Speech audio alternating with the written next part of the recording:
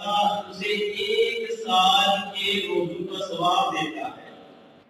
اور کچھ احادیث سے یہ بھی ثابت ہے کہ نبی صلی اللہ علیہ وسلم نے ارشاد فرمایا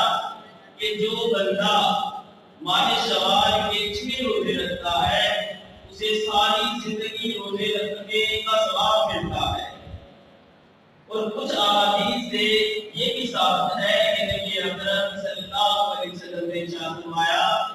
کہ جو بندہ ماہ شوال کے 6 روزے رکھتا ہے تو وہ گناہوں سے اس طرح پاک ہو جاتا ہے جیسے ایک بچہ ابھی دنیا میں پیدا ہوتا ہے۔ تو اس حوالے سے کچھ احادیث دیکھتے ہیں۔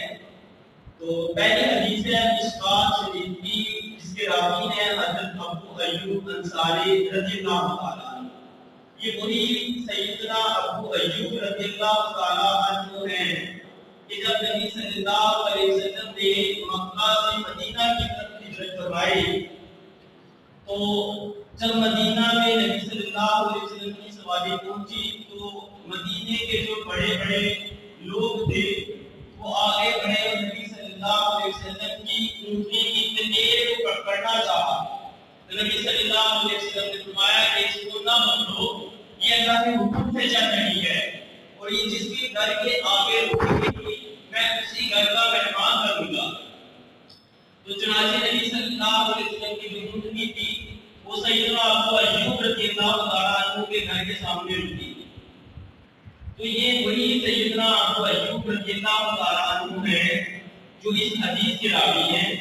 تو حضرت ابو ایوب رضی اللہ تعالیٰ عنہ فرماتے ہیں کہ نبی صلی اللہ علیہ وسلم نے ارشاد فرمایا کہ جو بندہ رمضان کا مہینہ پائے اور پھر اس کے ساتھ ساتھ شوال کے مہینے کے 6 روزے رکھے تو اس کا یہ عمل ہمیشہ روزے رکھنے کے برابر ہوگا۔ اب محدثین اکرام نے اس کی تشریح میں لکھا ہے کہ یہ کہتے ہیں کہ جو بندہ شوال کے 6 روزے رکھتا ہے اسے ساری زندگی کے روزوں کا ثواب ملتا ہے، یہ کہتے ہیں۔ تو محدثین اکرام کہتے ہیں کہ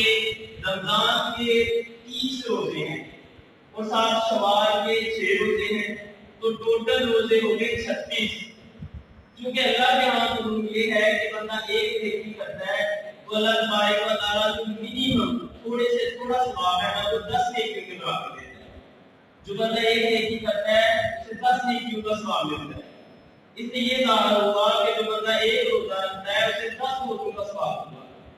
اب اس بندے نے ماہ رمضان کے 20 روزے رکھے اور ماہ شوال کے 6 روزے رکھے تو اس کے سارے روزے بن کے 36۔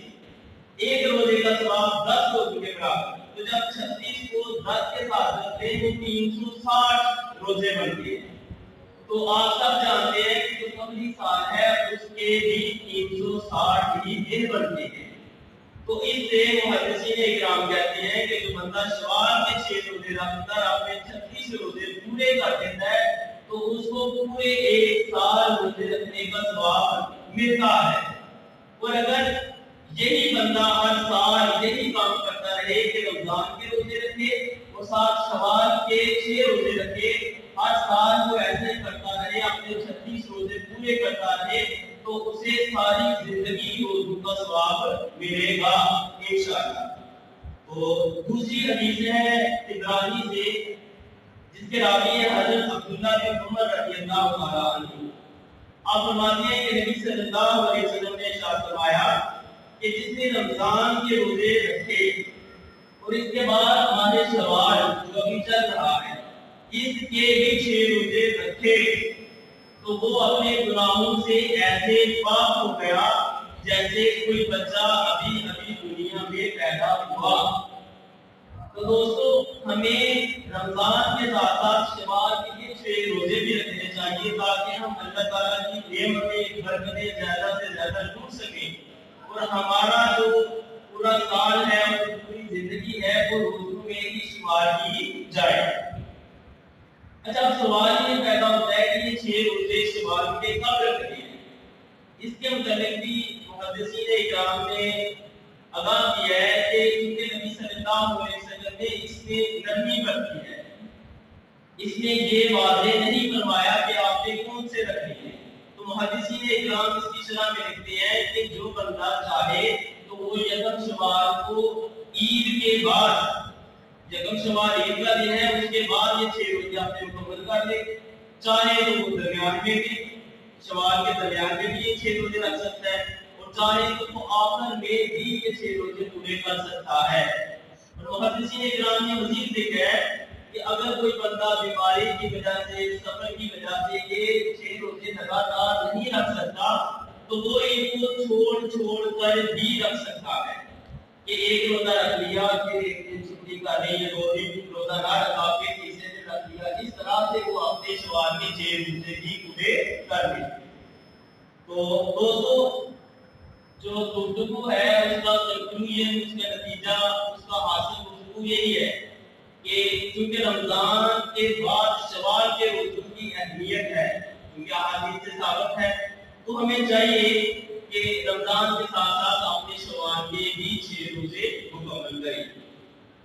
تو سٹارٹ میں میں نے ایک شعر پڑھا تھا فلسطین کے حوالے سے کہ فضائے بدر پیدا کر، فضائے بدر پیدا کر، فرشتے تیری نصرت کو اتر سکتے ہیں گردوں سے، نثار اندر نثار آتی۔ تو ہمیں فلسطین کے حوالے سے جو ضرورت ہے وہ اس امر کی ہے کہ ہم فضائے بدر پیدا کریں، کہ وہ مسلمان صرف 313 تھے، اور نبی صلی اللہ علیہ وسلم کے حکم پر وہ بدر میں پہنچ کے 1000 کے مقابلے تھے، اور احد میں 1000 تھے تو وہ 10,000 کے مقابلے میں احد میں نکل پڑے۔ ایسے ہی ہر جنگ میں، ہر جہاد میں نبی صلی اللہ علیہ وسلم کے پیش رہے۔ اب وہ کیا چیز تھی؟ وہ لذت جو تھی کہ نبی صلی اللہ علیہ وسلم کے وہ بائیں بھی جہاد کرتے، نبی صلی اللہ علیہ وسلم کے بائیں بھی جہاد کرتے، نبی صلی اللہ علیہ وسلم کے آگے بھی جہاد کرتے، نبی صلی اللہ علیہ وسلم کے پیچھے بھی جہاد کرتے۔ وہ لذت آشنائی تھی،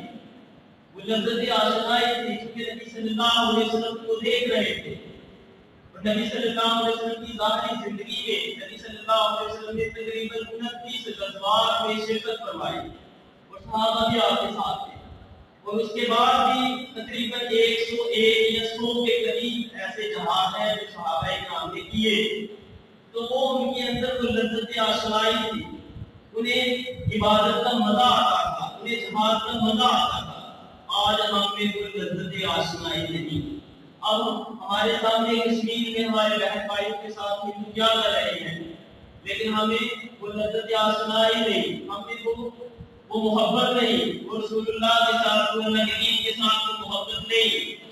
اب فلسطین کے ساتھ دیکھیں، فلسطین کے ہمارے سامنے ہمارا جو پہلا نگراں ہے بیت المقدس، اس کے ساتھ یہود و نصارہ کیا کر رہے ہیں، عیسائی کیا کر رہے ہیں، وہ مسلمانوں کے بچوں کو، مسلمانوں کی بیٹیوں کو، مسلمانوں کی ماؤں کو ذبح کر رہے ہیں۔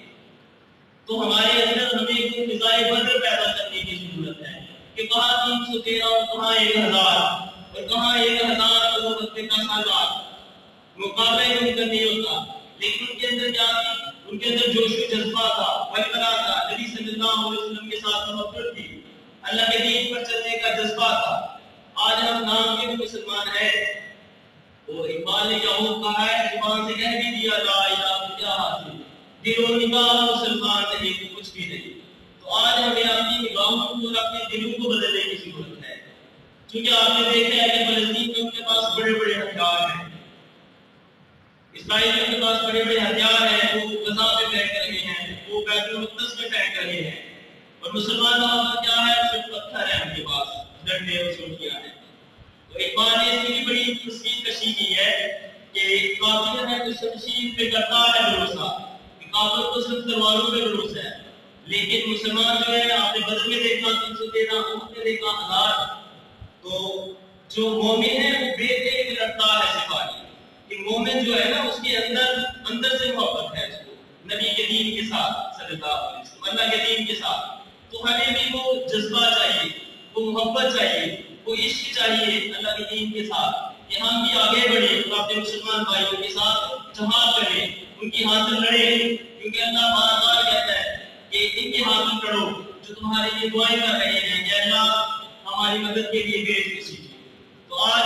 مسلمانوں کے پاس جو ممالک ہیں وہ پاکستان سب سے پہلے نمبر پر ہے، کیونکہ پاکستان ایٹمی طاقت ہے، ترکی ہے، ایران ہے، عراق ہے، تو ان ممالک کو چاہیے کہ وہ آگے بڑھ کر مسلمانوں کی مدد کرے۔ تو آخر میں اپنی گفتگو کا خلاصہ اس شعر سے کروں گا کہ بات فرماتا ہے یہ غازی یہ تیرے پوری اسرار بندے جنہیں تو نے بخشا ہے ذوق خدائی، جو نیند کی ٹھوکر سے صحرا اور دریا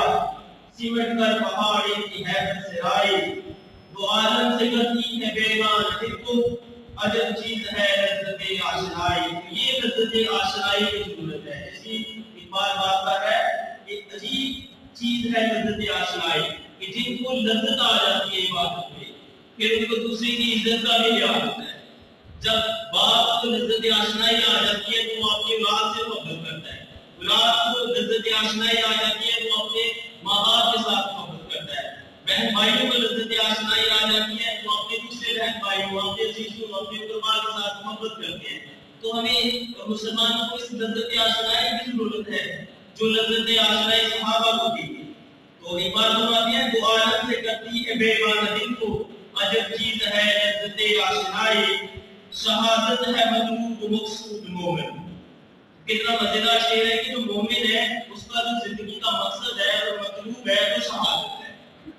شہادت ہے مطلوب مقصود مومن نہ مال غنیمت نہ عشق و شائی۔ تو جو مومن ہے اس کو مال غنیمت کی یا دنیاوی جاه و جلال کی ضرورت نہیں ہے، اس کی زندگی کا ایک ہی مقصد ہونا چاہیے شہادت۔ تو خاطر بحث یہی ہے، جمہوریت یہی ہے، نتیجہ یہی ہے کہ ہمیں بڑھ چڑھ کر اپنے کشمیری بھائیوں کی، اپنی فلسطین کے بھائیوں کی، چیچنیا، مسیحیا، تمام مسلمان جہاں جہاں پر بالخصوص فلسطین پر ہم نے دیکھا کہ پاکستان میں بھی تحریک لبیک کے ساتھ ہمارے مسلمان حکمرانوں نے کیا کیا۔ دیکھیے فلسطین کے اندر تو یہودو جو ہے نا، یہود و نصارہ مسلمانوں کے اوپر حملے کر رہے ہیں، لیکن یہاں پاکستان میں بھی ہم نے دیکھا کہ تحریک لبیک کی اپنی کے تقریباً 25 لوگوں کو انہوں نے شہید کیا۔ تو یہ ضرورت ہے، لذت آشنائی کی ضرورت ہے۔ تو اللہ تعالیٰ کی یہاں دعا ہے کہ اللہ تعالیٰ ہم سب کو اچھی صحت دے اور حلال طیب رزق سے واقف